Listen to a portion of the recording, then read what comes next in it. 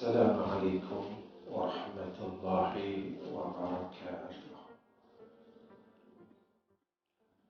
الحمد لله رب العالمين، والعاقبة للمتقين، والهادي إلى صراط مستقيم. أشهد أن لا إله إلا الله وحده لا شريك له، وأشهد أن محمدا عبده ورسوله. اللهم صل على سيدنا محمد وعلى آله وصحبه وسلم. اللهم لك الحمد وإليك المستكى، وأنت المستعان، ولا حول ولا قوة إلا بالله العلي العظيم. وقال نبينا محمد صلى الله عليه وسلم: فمن كان هجرته إلى الله ورسوله فهجرته إلى الله ورسوله، ومن كان هجرته لدنيا يصيبها أو امرأة ينكحها فهجرته ما هاجر إليه. صدق رسول الله صلى الله عليه وسلم. Pertama sekali saya merasakan syukur kepada Allah Subhanahu wa Ta'ala di atas ketentuan pada saat ini saya dapat bersama-sama dengan sekalian hadirin dan hadirat, dan inilah yang dikatakan ketentuan yang baik daripada Allah, kerana seseorang yang bertemu kerana Allah dan berpisah kerana Allah adalah satu perkara yang baik, kerana ia termasuk di dalam hadis yang disebut oleh Nabi, beberapa golongan yang mendapat arasy Allah yauma la zilla illa zilluhu, yaitu mereka yang bertemu kerana Allah dan berpisah kerana Allah. Maka inilah takdir yang Allah telah tentukan kepada kita. Maka berterima kasih kepada Allah dengan takdir ini, kerana Allah yang memilih kita dengan kebaikan ini. Kita tidak mampu untuk berbuat baik, walaupun untuk mengangkat kedua tangan kita melakukan takbiratul ihram, jika tidak dengan pertolongan daripada Allah. Dan inilah yang kita selalu lupa akan perkataan hauqalah, la haula wa la quwwata illa billahil aliyyil azim. Kita rasa kita sihat, kita mampu buat baik. Sebenarnya ruang dan peluang kesihatan yang pernah kita ada dahulu, kita tak berbuat baik pun. Kita kata kita ada harta, kita mampu berbuat baik, tetapi harta yang ada pada kita, yang Allah berikan, kita tak mampu langsung untuk berbuat kebaikan. Bukan tidak kita berbuat baik, tetapi terlalu sedikit pada sisi Allah. Masa lapang yang Allah berikan kepada kita, kita kata, kalau saya ada masa lapang, saya akan buat baik. Tetapi masa lapang yang Allah berikan kepada kita, kita tak mampu untuk berbuat baik, walaupun untuk kita menggerakkan bibir kita menyebut nama Allah sekalipun. Kita gunakan tasbih kita untuk berzikir kepada Allah. Berapa kalikah kita menggunakan tasbih kita untuk menghitung akan kalam-kalam perkataan yang sia-sia yang bakal dihisab oleh Allah besok di yaumul akhirah. Sebab itu tuan-tuan, apabila kita kembali kepada Allah, baru kita sedar, maka tahu kita tidak mewajibkan dan memastikan kita dapat buat baik. Banyak perkara yang kita tahu dalam hati kita dan dalam dada kita. Tetapi semua kebaikan yang kita tahu, kita tak mampu buat pun. Banyak perkara kejahatan dan kemaksiatan yang kita tahu dalam akal kita dan dada kita. Tetapi tahu itu kita tidak mampu untuk melakukan, meninggalkan kejahatan itu. Kerana apa, tuan-tuan? Kerana kita tidak dipilih oleh Allah untuk melakukan dan meninggalkan kemaksiatan dan melakukan kebaikan. Inilah yang dikatakan hidayah. Hidayah yang kita minta setiap salat dan yang kita mohon pada setiap hari di dalam salat.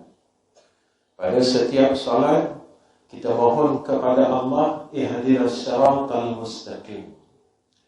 Pada setiap hari kita berdoa memohon hidayah di dalam salat fardu subuh. Allahumma hadina fi man hadait. Tetapi kenapakah hidayah itu terhalang? Tidak menjadikan kita lebih baik dalam kehidupan ini. Sepatutnya seperti mana yang disebut oleh Rasulullah sallallahu alaihi wasallam, tatkala umur kita bertambah, kebaikan kita bertambah.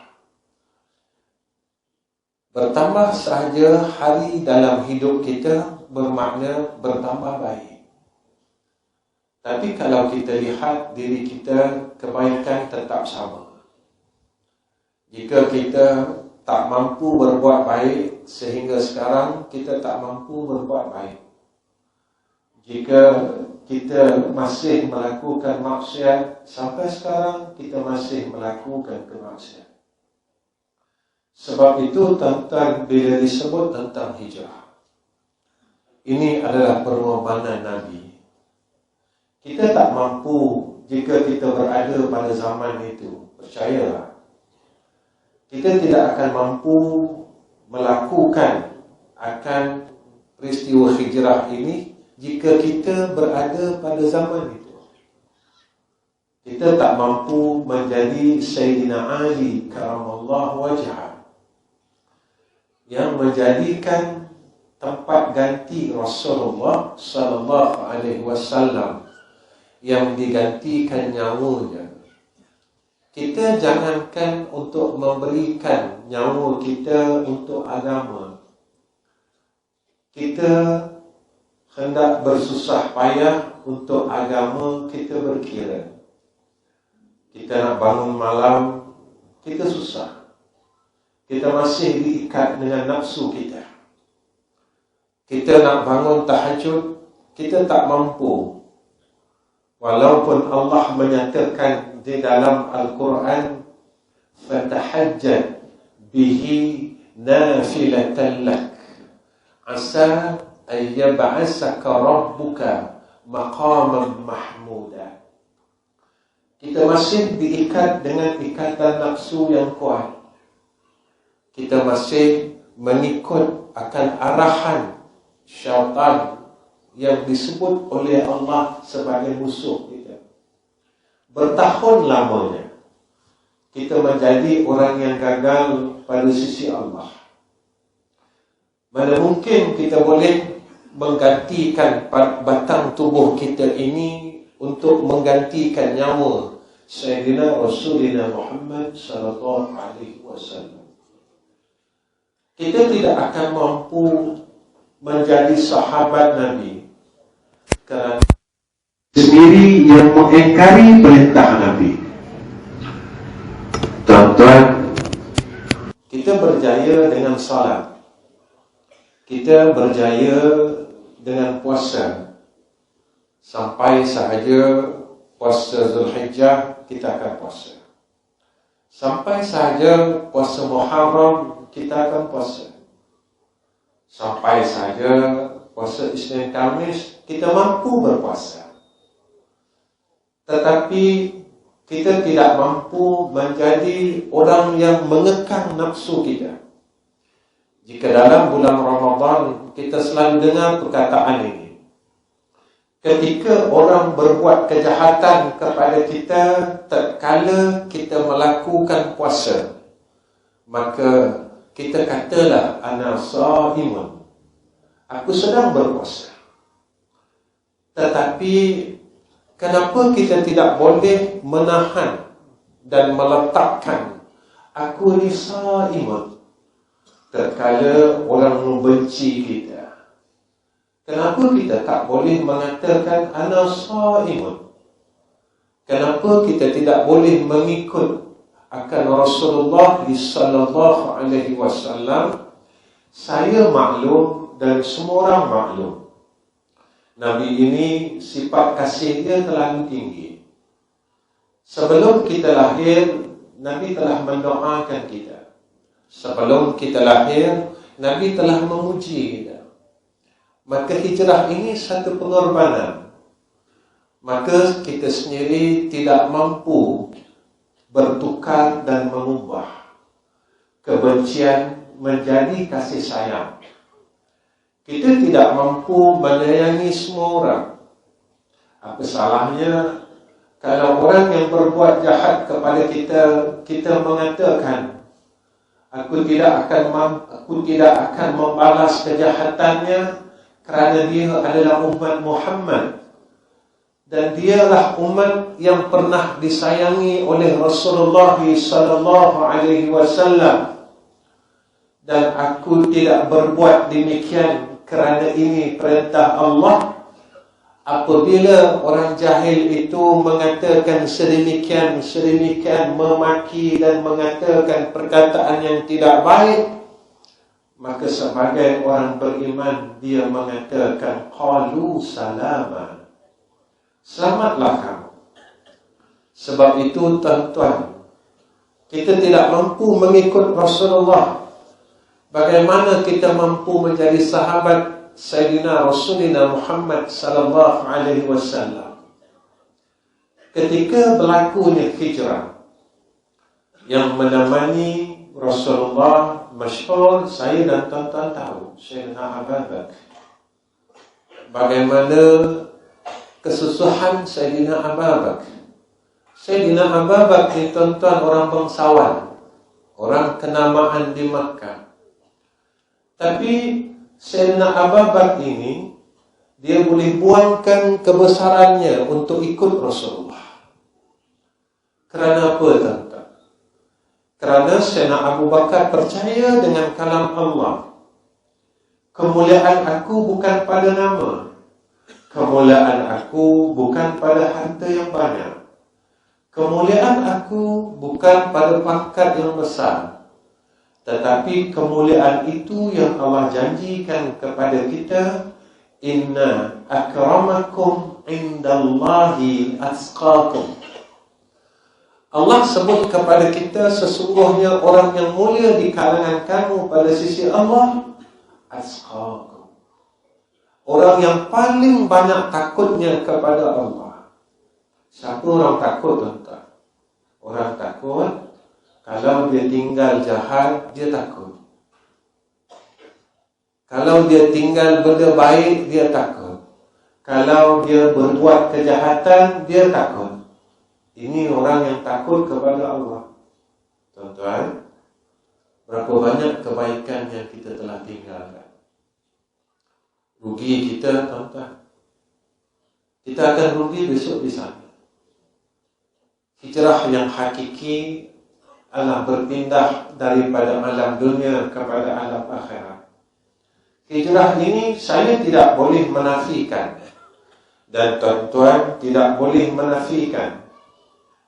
Saya dan tuan-tuan satu hari akan berhijrah ke sana. kalla idza balagatit taraqi wa qila man raqa wa zanna annahu al-firaqa. Apa kata Allah? Tatkala roh kita ini sampai di taraqi, yakni di gara-gara. Waktu itu kata Allah, siapakah yang mampu menyembuhkan kamu? Siapakah yang mampu menahan akan saat kematian ini? Tidak ada siapa yang mampu. Kalla idza balagatit taraqi, bila nyawa sampai sini, tak ada siapa mampu tahan. Bila nyawa sampai sini, tidak ada siapa yang mampu membantu kita. Kita takkan mampu menemani Rasulullah sallallahu alaihi wasallam kerana kita tak mampu buang kesombongan yang ada dalam diri kita. Tuan-tuan, Gua Song ni kalau kita pergi umrah tinggi kan?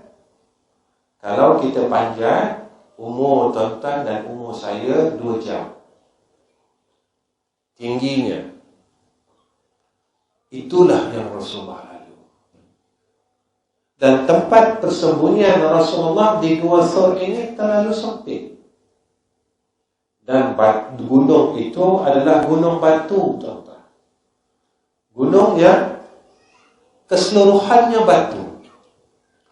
Tuan-tuan, saat Rasulullah sallallahu alaihi wasallam bersembunyi di Gua Thawr, kita lihat bagaimana kasih sayang Sayyidina Abu Bakar kepada Rasulullah. Tuan-tuan, kita tak mampu nak sayang Nabi. Kalau saya tanya diri saya dan tuan-tuan, banyak mana kita sayang Nabi? Kita tak mampu jawab. Kenapa kita tak mampu jawab? Sebab kita tak mampu menyayangi umat Nabi Muhammad sallallahu alaihi wasallam. Kita masih membenci umat Muhammad. Kita masih buruk sangka dengan umat Muhammad. Kita masih lagi tidak menyayangi umat Muhammad kerana apa yang disebut oleh Sayyidina Rasulullah Muhammad sallallahu alaihi wasallam, man la yarham la yurham. Saat Rasulullah bersembunyi di Gua Thawr, masa itu Rasulullah baring di riba Sayyidina Abu Bakar. Kepala Nabi ada di riba Sayyidina Abu Bakar.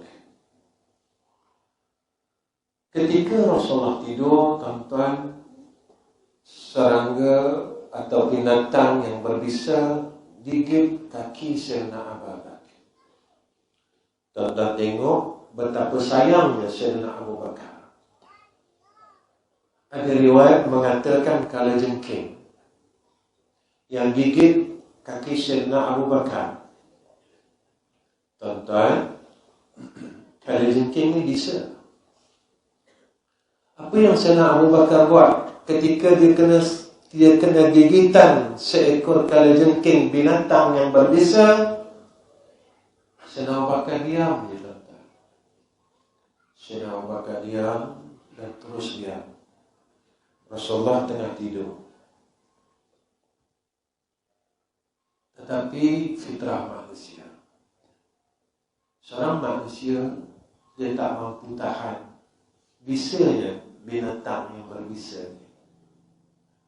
Sayyidina Abu Bakar tahan dan terus tahan, sehingga Sayyidina Abu Bakar tak mampu tahan. Menitik air mata Sayyidina Abu Bakar menahan kesakitan. Menangis Sayyidina Abu Bakar, tuan-tuan. Sayyidina Abu Bakar menitis air matanya sehingga jatuh pada pipi Nabi. Sayang tak sayang Sayyidina Abu Bakar? Kenapa Sayyidina Abu Bakar tak nak bergerak? Ketika air mata Sayyidina Abu Bakar As-Siddiq ini jatuh pada pipi Rasulullah sallallahu alaihi wasallam, Rasulullah jaga. Rasulullah jaga, dan Rasulullah tengok Sayyidina Abu Bakar. Sayyidina Abu Bakar sedang menangis, tahan sakit. Rasulullah tanya kepada Sayyidina Abu Bakar, "Ya Abu Bakar, wahai sahabat, kamu menyesal ke ikut aku? Kamu menyesal ke meninggalkan namamu sebagai seorang bangsawan untuk berhijrah mengikut aku ke Madinatul Munawwarah, ke Yathrib?" Sayyidina Abu Bakar kata, "Tak ya Rasulullah, aku tak menyesal." "Jadi kenapa kau menangis wahai Abu Bakar?" Abu Bakar kata, "Ya Rasulullah, kaki aku kena gigit binatang berbisa." "Kenapa kau tidak bergerak wahai Abu Bakar?" Perkataan inilah pengorbanan yang besar daripada Sayyidina Abu Bakar kepada Rasulullah. Apa kata Sayyidina Abu Bakar? "Wahai kekasih Allah, jika aku bergerak, engkau akan bangun daripada tidur. Dan aku tahu engkau penat ya Rasulullah. Aku tahu engkau letih ya Habiballah. Saat aku mengetahui kepenatan engkau dan keletihan engkau, aku tidak akan bergerak ya Habiballah. Tetapi aku minta maaf ya Rasulullah, kerana aku telah mengkejutkan engkau daripada lena engkau, disebabkan aku tidak mampu untuk menahan kesakitanku ya Rasulullah." Rasulullah terus memegang tempat yang terkena gigitan serangga, gigitan binatang pada kaki Sayyidina Abu Bakar, dan Rasulullah mendoakan sehingga sembuh akan kaki Nabi, akan kaki Sayyidina Abu Bakar As-Siddiq. Tuan-tuan, jangan kata kita kalau kena binatang yang berbisa, kita bergerak, kita tahan. Sebenarnya banyak kali dah kita singgung hati Nabi. Banyak kali dah kita kecilkan hati Rasulullah. Rasulullah kata, jangan benci orang, kita buat juga. Rasulullah kata, janganlah lalai. Gunakanlah masa sihat ini untuk Allah. Gunakanlah masa lapang itu untuk Allah.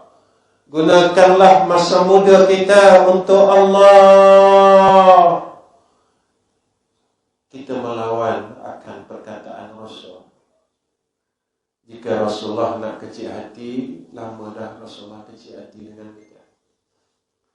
Jika Rasulullah tersinggung, lama dah Rasulullah tersinggung dengan kita.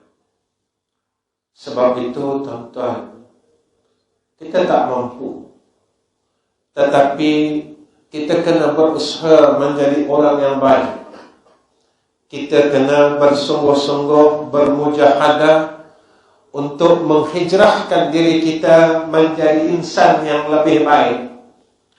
Kita kena bersungguh-sungguh untuk kita berhijrah menjadi manusia yang lebih baik daripada dahulu. Sebab itu kata ulama, kita jangan ingin lebih baik daripada orang lain, tetapi kita hendaklah menjadi lebih baik daripada diri kita yang dahulunya. Kalau kita seorang ayah yang dulunya tidak baik, berusahalah menjadi ayah yang baik. Kalau kita seorang ibu yang tidak baik, berusahalah menjadi ibu yang baik. Kalau kita seorang isteri yang tidak baik, berusahalah untuk menjadi isteri yang baik. Kalau kita seorang suami yang masih tidak baik, maka berusahalah menjadi seorang suami yang baik. Jika kita tidak lagi menjadi seorang anak yang baik, maka berusahalah untuk menjadi anak yang baik. Kerana apa, tuan-tuan? Kerana saya dan tuan-tuan akan berhijrah satu alam yang disebut kepada kita adalah alamul barzakh. Apa kata Nabi? Jika baik kehidupan kita, maka baiklah alam barzakh kita. Tetapi jika tidak baik kehidupan kita, nescaya tidak baik kehidupan kita di alam barzakh dan pada alam yang seterusnya, yaitu akhirat. Ini hijrah kita, tuan-tuan. Sebab itu tatkala berlakunya hijrah, tuan-tuan, orang Madinah sambut orang Mekah penuh kasih sayang. Malam ini saya nak ajak semua orang besarkan kasih sayang kita. Biar kita jadi orang-orang Ansar yang memberikan kasih sayang kepada orang Muhajir. Jadikan diri kita sebagai orang Madinah. Tuan-tuan, untungnya orang Madinah dan hebatnya orang Madinah, setelah ia memberikan kasih sayang kepada orang Muhajir, apa kata Rasulullah? Tuan-tuan, suatu masa pengagihan harta rampasan perang, Rasulullah memberikan agihan rampasan perang ini kepada orang-orang yang baru ditawan dan mereka telah memeluk Islam. Lalu bahagian untuk orang-orang Ansar, orang Madinah ini sedikit. Ketika itu ada orang-orang Madinah dan orang Ansar menyatakan, kenapa bahagian kami sedikit? Rasulullah berkata kepada mereka, wahai orang-orang Madinah, jika kalian ingin harta rampasan perang sama dengan mereka, maka boleh aku berikan kepada kalian. Tetapi aku tidak akan bersama-sama kalian di Madinatul Munawwarah. Aku akan bersama mereka di Makkahul Mukarramah. Tuan-tuan, ketika Rasulullah SAW berkata sedemikian, maka menangis orang-orang Ansar. Apa yang mereka katakan kepada Rasulullah SAW, ya Habibana, biarlah kami tidak mendapat sedikit pun daripada harta rampasan ini, ya Rasulullah. Tetapi kami mahu engkau bersama kami di Madinah. Tuan-tuan, sewaktu hijrah, orang Madinah ini memberikan semuanya kepada Rasulullah. Ada orang-orang Ansar memberikan sebagian hartanya kepada orang Muhajir, yang memberikan rumahnya, tanahnya, memberikan hartanya dan tempat pelindungan kepada orang-orang Muhajir, walhal mereka tidak mengenali orang Muhajir, walhal mereka ini bukannya keluarga dan saudara kandung orang-orang Muhajir, tetapi sebab sayang. Tuan-tuan, mampu tak kita sayang orang lain? Mampu tak kita tak benci orang lain? Jangan benci anak kita, jangan benci menantu kita, jangan benci adik-beradik kita, jangan benci kawan-kawan kita. Kenapa? Orang Madinah yang telah membuang kebenciannya dan menukar dengan kasih sayang, apa yang mereka dapat? Tuan-tuan, mereka dapat Nabi Muhammad SAW. Tatkala kita mampu menukarkan kebencian dengan kasih sayang, waktu itulah kita akan dapat syafaat Rasulullah SAW. Jika kita mahukan syafaat Sayyidina Rasul, maka jangan sekali-kali kita membenci akan umat Muhammad sallallahu alaihi wasallam. Kerana apa? Kerana Nabi menyayangi mereka. Kerana Nabi mengasihi akan sekalian umatnya. Nabi pernah menangis untuk kita, tuan-tuan. Satu hari Jibril datang menemui Rasulullah. Dan Jibril kata, "Ya Muhammad, hari ini Allah nyalakan, Allah hidupkan, Allah nyalakan api neraka ini sebesar-besarnya." Lalu Jibril berkata kepada Rasulullah sallallahu alaihi wasallam, "Tingkat ini adalah untuk orang ini, tingkat ini untuk orang ini." Lalu sampai kepada tingkatan yang terakhir, Jibril diam, tuan-tuan. Sampai bawah tingkat yang terakhir, Jibril diam. Rasulullah tanya, "Ya Jibril, tingkat yang bawah sekali untuk siapa?" Jibril diam. Rasulullah tanya 3 kali kepada Jibril alaihissalam. Lalu ketika selepas 3 kali Rasulullah bertanyakan kepada Sayyidina Jibril alaihissalam, tingkat yang di bawah ini untuk siapa? Lalu Jibril berkata kepada Sayyidina Muhammad, "Ya Rasulullah, tingkat itu untuk umat kau," kata Jibril alaihissalam. Apa yang berlaku?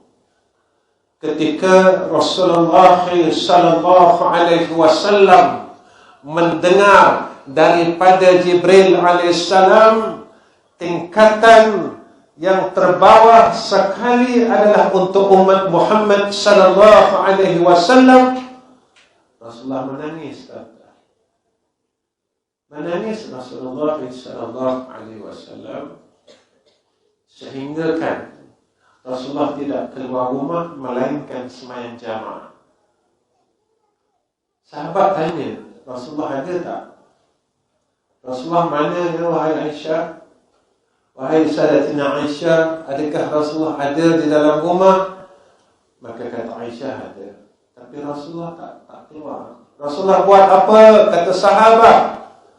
Rasulullah masih sujud kepada Allah dan menangis, meminta agar umatnya diampunkan oleh Allah Subhanahu wa ta'ala. Tuan-tuan, apa kita balas pengorbanan Nabi? Apa yang kita buat dengan kesusahan Nabi? Apa yang telah kita lakukan dengan kesusahan Nabi? Orang Madinah dapat, tuan-tuan. Sewaktu orang Mekah tawaf melakukan umrah, orang Madinah mengadu kepada Rasulullah sallallahu alaihi wasallam, "Ya Rasulullah, untung orang Mekah hari-hari dapat buat umrah. Kami orang Madinah macam mana ya Rasulullah?" Rasulullah mohon kepada Allah. Lalu Sayyiduna Rasulina Muhammad sallallahu alaihi wasallam bersabda, "Siapa-siapa dia mengambil wuduk dengan sempurna, lalu ia menuju ke Masjidil Quba dan salat 2 rakaat di dalamnya, menyamai dengan melakukan satu umrah." Orang Madinah mengadu dengan Rasulullah, "Ya Rasulullah, orang Mekah ada tempat mustajab doa. Kami ini macam mana ya Rasulullah? Orang Mekah ada maqam Ibrahim, orang Mekah ada Hajar Ismail, orang Mekah ada Multazam. Kami ada apa ya Rasulullah?" Lalu Rasulullah mohon kepada Allah. Maka siapa yang berdoa di dalam Raudhah, lalu Allah kabulkan doanya. Untung orang Madinah. Kerana apa mereka untung? Kerana mereka selalu menyukakan hati Nabi kita Muhammad sallallahu alaihi wasallam. Mereka sentiasa merindui Sayyidina Rasulina Muhammad sallallahu alaihi wasallam. Ada seorang sahabat yang tidak datang ke masjid beberapa hari kerana ia tidak sehat. Rasulullah datang menemuinya dan bertanya kepadanya, apakah engkau sakit dan sebab apa engkau sakit? Lalu dia berkata kepada Rasulullah, ya Rasulullah, aku sakit ni bukan sebab apa-apa. Aku sakit ni sebab aku tengah fikir, boleh tak aku jumpa kau lagi besok dekat sana? Tuan-tuan, ini sahabat yang hidup di zaman Nabi, yang pernah tengok Nabi, yang duduk dengan Nabi, yang dapat salam dengan Nabi, yang dapat memegang tangan yang halus dan cantik serta mulus pada tubuh Rasulullah sallallahu alaihi wasallam, masih fikir lagi sampai sakit. Boleh tak kalau kat sana aku jumpa kau lagi tak ya Rasulullah? Rasulullah kata, besok kalau kat sana kau jumpa aku 3 tempat, kata Rasulullah. Yang pertama, kata Nabi, di Telaga Haud. Yang kedua, Nabi kata, cari aku di Mizan. Yang ketiga, Nabi kata kepada sahabat ini, jika engkau tidak jumpa aku, maka cari aku di tiang sirat, kata Rasulullah sallallahu alaihi wasallam. Tuan-tuan, cuma kita kena tanya, dapat ke aku minum daripada Telaga Haud ini? Mulut aku ini dapat ke minum daripada Telaga Haud ini? Mulut yang tak berhenti mengumpat ni, bolehkah minum pada Telaga Haud? Mulut yang selalu maki orang ni, boleh ke minum daripada Telaga Haud? Mulut yang masih melawan mak ayah ini, mampukah minum daripada Telaga Haud? Mulut yang masih melawan suami, mampukah minum daripada Telaga Haud? Kita kena fikir, tuan-tuan, supaya apa yang kita hajatkan besok di yaumul akhirah, kita akan dikurniakan oleh Allah Subhanahu wa ta'ala. Tuan-tuan, apa persiapan kita untuk kita berhijrah? 1, tinggalkan semua dosa yang kita buat. Sebab apa? Dosa ni, tuan-tuan, dia mengakibatkan keresahan pada hati si pendosa. Kalau kita tanya, kenapa hidup kita resah? Dosa. Kenapa hidup aku tak tenang? Dosa. Kenapa masalah aku tak selesai? Dosa. Kenapa rezeki aku tak cukup? Dosa. Ini semua yang disebut oleh Rasulullah sallallahu alaihi wasallam. Dosalah yang menghalang hidayah. Dosalah yang menghalang rahmah, kata Nabi. Dosalah yang menghalang keberkatan rezeki. Semuanya disebabkan dosa. Kalau kita nak berhijrah lebih baik, kalau kita nak berhijrah ke alam akhirat, berusaha tinggalkan dosa. Ustaz, saya tak buat dosa. Tuan-tuan, sombong ni dosa tak? Buat baik, tunjuk dengan orang, dosa tak? Riak ini dosa. Dosa yang orang tak perasan. Kita buat baik, cerita dengan orang, dosa tak? Kita tamak, dosa. Kita hasad, dosa. Kita dengki, dosa. Kita tak sabar, dosa. Kerana sabar ni wajib. Kita tak redha, dosa. Tuan-tuan, buang dosa-dosa ini. Kita memang semayang, tapi kita tak mampu buang sombong. Kita memang puasa, tapi kita tak mampu buang riya. Kita memang buat semua ibadat, tapi kita berpaling daripada Allah. Kita rasa kitalah segala-galanya, seolah-olah macam kita tak perlukan Allah. Tuan-tuan, bila masa kita rasa kita sangat perlukan Allah, Nabi sebut dua keadaan ini. Kita orang silap, tuan-tuan. Kita buat dua perkara ini kebiasaannya. Seperti mana yang Allah sebut dalam Al-Quran, orang yang kufur kepada Allah, mereka pun melakukan dua keadaan ini. Bila kita memerlukan Allah dan sentiasa sangat-sangat berhajat kepada Allah, satu, bila kita sakit, baru kita berhajat dengan Allah. Masa kita sihat, kita buat apa? Masa kita sihat, bila kita baca Quran. Masa kita sihat, bila kita berzikir. Masa kita sihat, bila kita berselawat. Hari ini banyak mana selawat kita? Ada 1000 tak, tuan-tuan? Kita tak ada langsung. Tuan-tuan, bagaimana untuk kita balik kepada Allah walhal kita dalam keadaan yang lalai? Dosa yang kita buat masih tidak kita tinggalkan.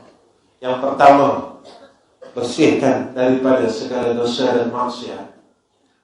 Sebab itu kadang-kadang orang bertanya kepada saya, Ustaz, kenapa saya susah sangat nak buat baik? Susah kita nak buat benda baik. Tengok dosa dulu. Kalau suami orang laki-laki, tengok dosa kita dengan keluarga kita. Apa kesalahan aku pada isteri dan anak-anak? Kalau orang perempuan, tengok dosa mereka dengan suami mereka. Apa dosa aku dengan suami aku? Tuan-tuan, malam ini saya seru, buang kesombongan kita. Tak perlu pun kalau kita sombong sebagai seorang suami dan seorang ayah, akhirnya kita masuk liang lahat.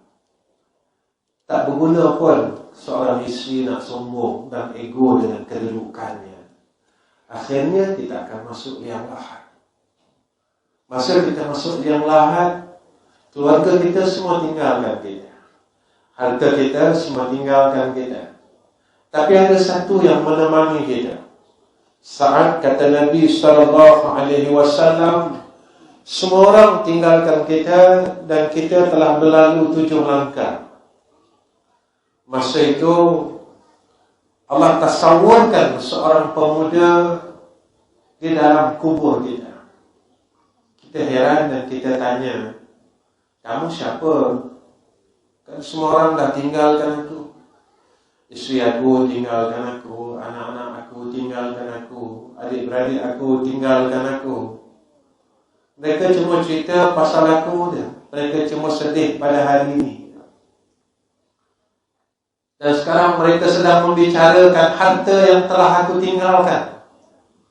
Sekarang mereka sedang berbincang bagaimana untuk membahagi-bahagikan harta aku, duit aku, tanah aku.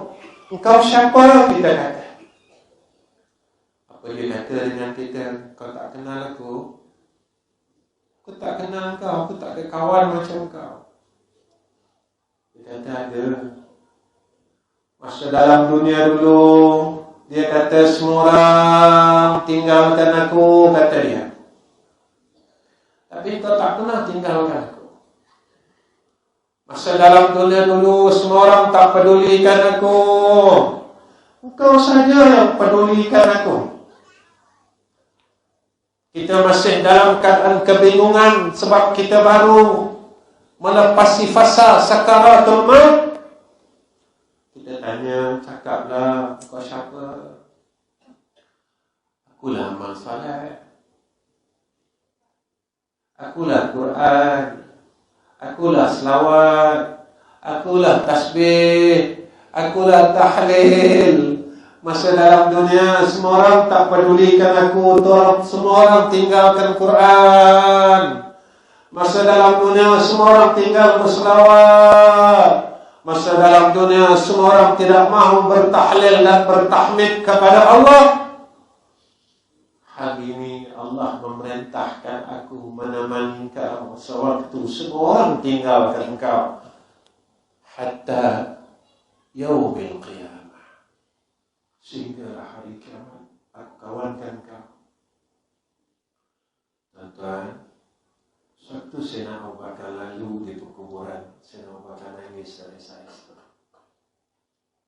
Ketika sahabat bertanya kepada Sayyidina Abu Bakar, kenapa engkau menangis? Kata Sayyidina Abu Bakar, benarlah apa kata Nabi. Tempat itu sunyi, Nabi kata. Tuan-tuan, cuba kita lalu dekat kubur. Meriah tak kubur? Sunyi kan? Itulah tempat tinggal saya dan tuan-tuan besok. Sebab itu kata Nabi pada kita begini.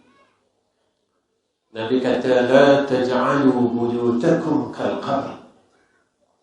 Jangan kamu jadikan rumah kamu sunyi seperti mana kubur. Rumah yang tak dengar orang baca Quran, rumah yang tak dengar orang selawat, rumah yang tak dengar orang baca tasbih.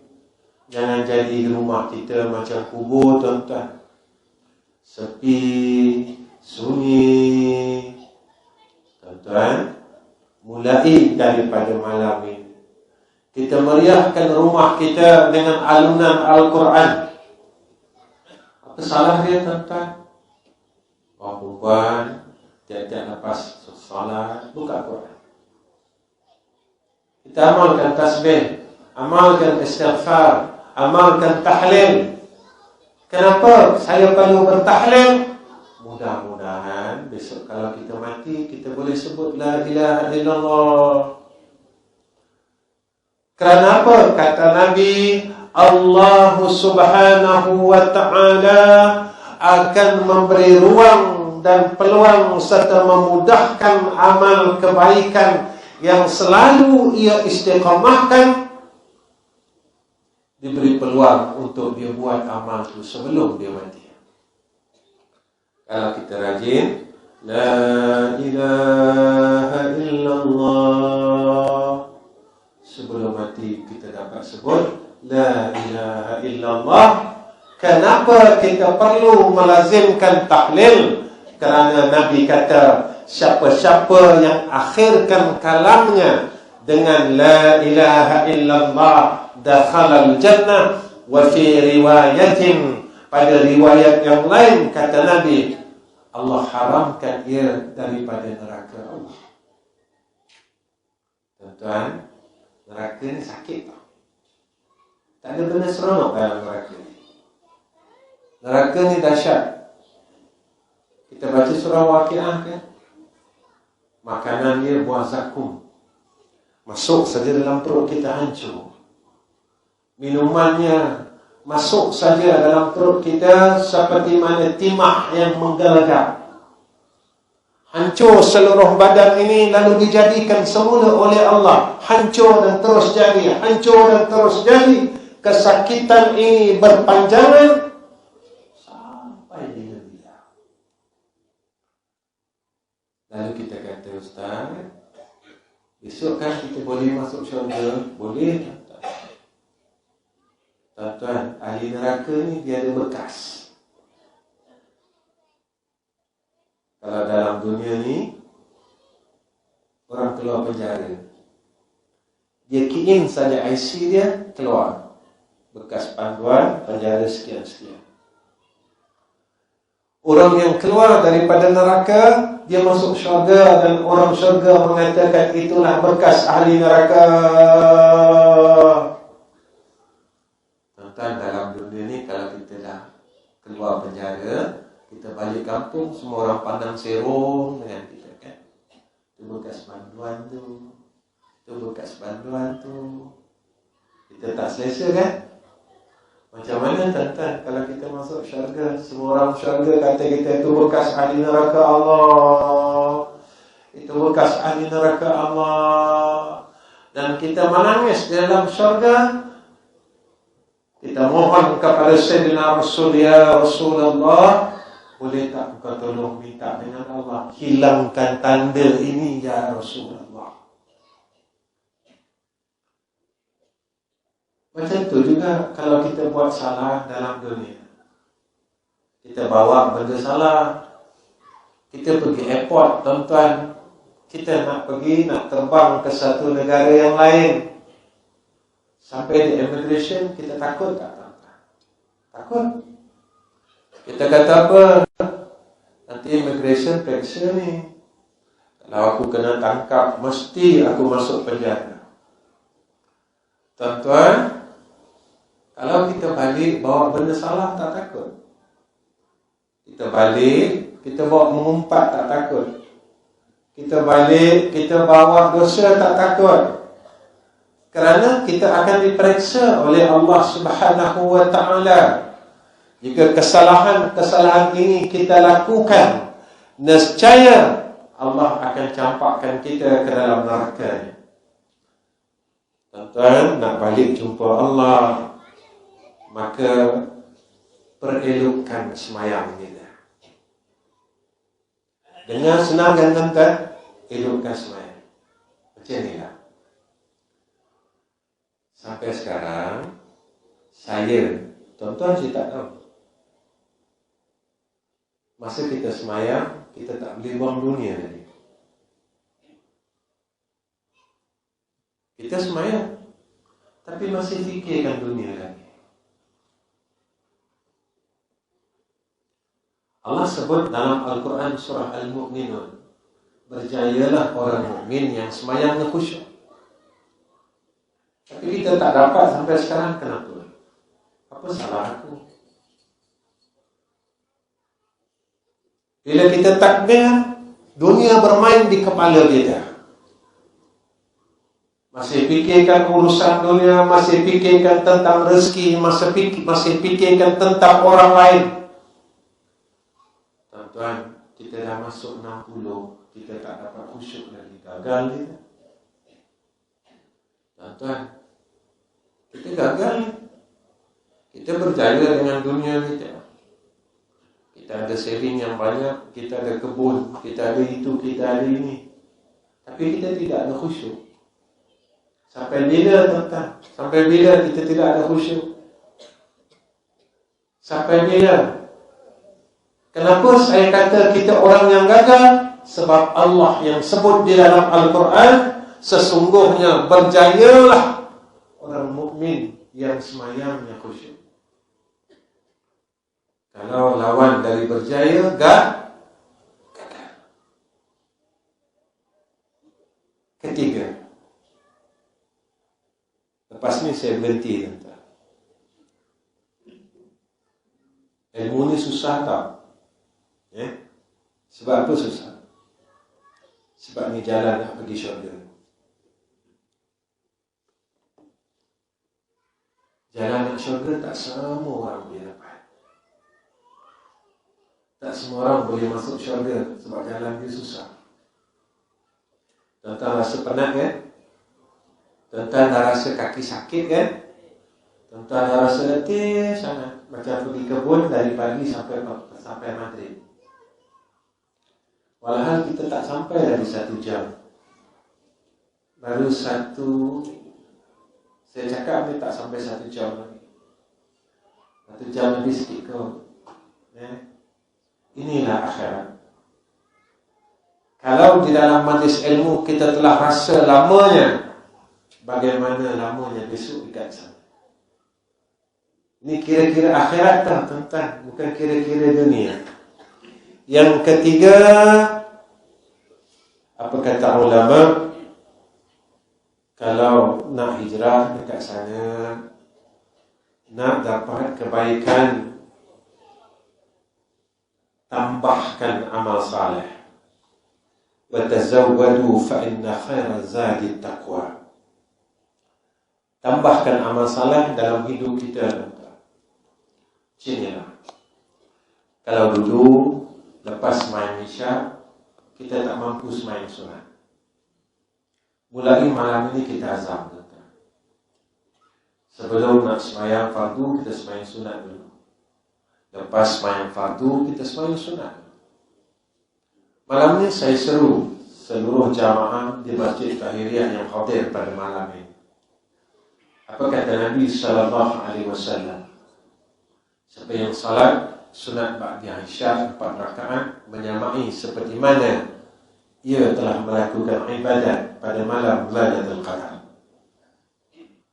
Tuan-tuan, malam ni saya seru semua orang. Mampu tak kita rebut akan peluang yang dijanjikan oleh Rasulullah SAW pada malam ini, yaitu sebanyak ibadat malam Lailatul Qadar. Beginilah, kalau malam ini kita gagal, mungkinkah kita berjaya malam esok? Jika malam ini kita menolak rahmat Allah, bolehkah rahmat itu datang sekali lagi pada malam besok? Jika malam ini kita menolak untuk jalan kita masuk jannah Allah, apakah peluang itu Allah akan berikan kepada kita buat kali yang keduanya? Sebab itu, apa yang saya katakan pada malam ini, tuan-tuan, kerana peluang itu hanya pada saat kita hidup saat hari. Malam ini saya ajak semua orang, lepas sembahyang Isya, kita sembahyang sunat ba'da Isya 4 rakaat. Sama ada tuan-tuan nak buat 4 rakaat 2 salam, ataupun tuan-tuan nak buat 4 rakaat 1 salam, terpulanglah. Kenapa aku mesti buat? Kerana aku tidak tahu besok apakah ada umur aku lagi di dalam dunia ini, apakah masih ada peluang untuk aku hidup di dalam dunia ini. Malam ni kita usaha, saya usaha dan tuan-tuan usaha. Jadi mudah-mudahan apa yang kita sebutkan pada malam ini dan kita kisahkan tentang hijrah, mudah-mudahan kita berjaya berhijrah daripada orang yang dulunya sembahyang sunat Isya 2 rakaat jadi 4. Jadilah tuan-tuan. Mudah-mudahan kita berjaya dan dipandang oleh Allah Subhanahu wa Ta'ala. Tuan-tuan yang saya kasih sekalian, saya rasa cukup setakat ini pertemuan saya dengan tuan-tuan.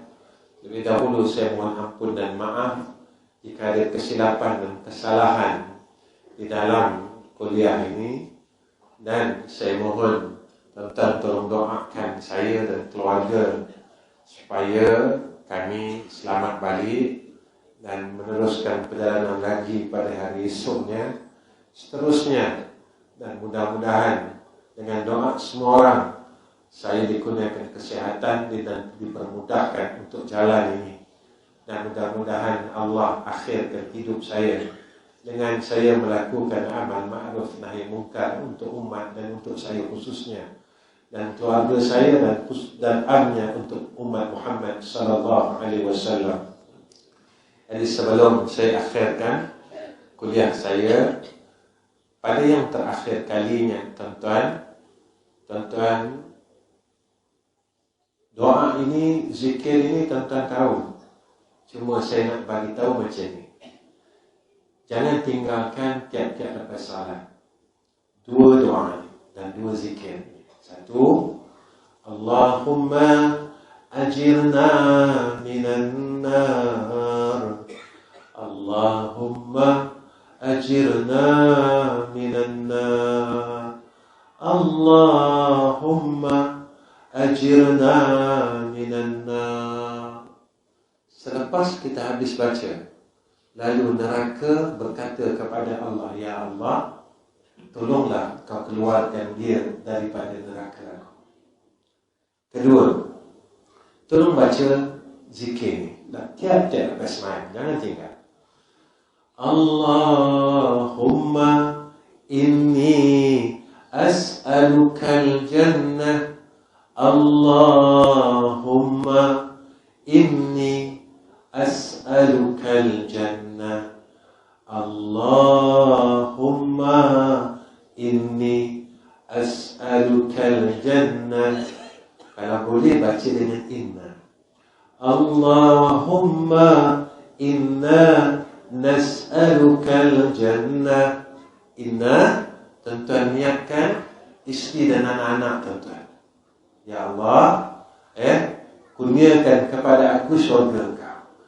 Selepas kita berkata 3 kali tiap-tiap lepas salat, lalu syurga berkata kepada Allah, Ya Allah, boleh tak Kau masukkan orang yang baca doa ni ke dalam syurga? Jangan tinggal mulai malam ni, saya dan tuan-tuan jangan tinggal benda ni.